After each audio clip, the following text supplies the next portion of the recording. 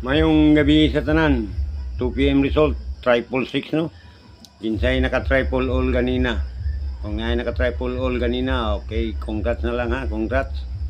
5 PM 083 no. Ang atoa kay 603 atoa. Patila napatay 809. Puro good slide atoa no. Okay, so kani kung mag-zero lang gyapon sa karon kani atong guide sa zero.